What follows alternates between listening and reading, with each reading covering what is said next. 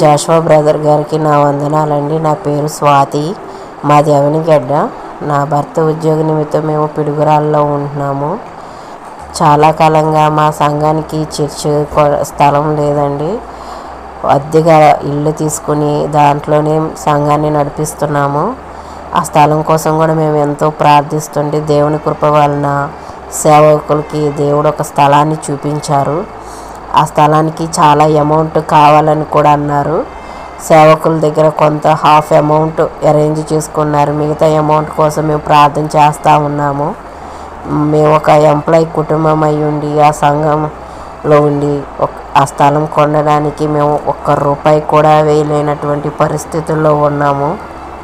మాకు కూడా చాలా ఆర్థిక ఇబ్బందులు ఉన్నాయండి. కనీసం దశమ భాగం కూడా ఇవ్వలేనటువంటి పరిస్థితుల్లో ఉన్నాం మేము.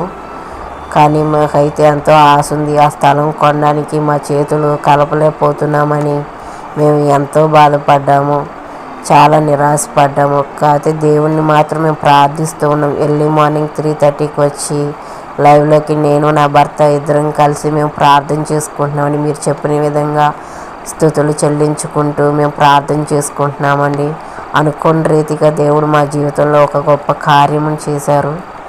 మేము ఒక ఇన్సూరెన్స్ పాలసీ ఒక 2 years కట్టాము. 40,000 కట్టాము. మధ్యలో దాన్ని ఆపేసి మీకు ఆ అమౌంట్ రాదని మేము ఫిక్స్ అయిపోయాము. కానీ అనుకోని రీతిగా ఒక 3 days బ్యాక్ 70,000 మా అకౌంట్లోకి క్రెడిట్ అయ్యేలాగా దేవుడు చేశాడు. కానీ మేము ఆ రోజైతే చూసుకోలేదు. 2 days తర్వాత మేము చూసుకున్నాం ఆ అమౌంట్.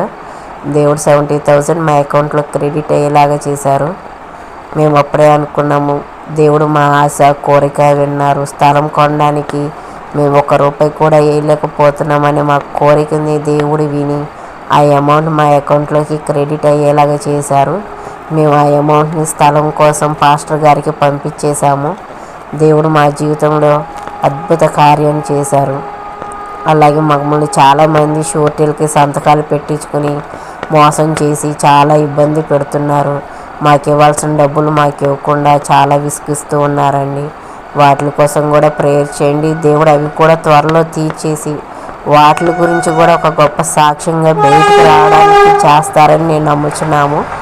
ఈ చిన్న సాక్ష్యాన్ని దేవుడు దీవించాలి. ఆమేన్.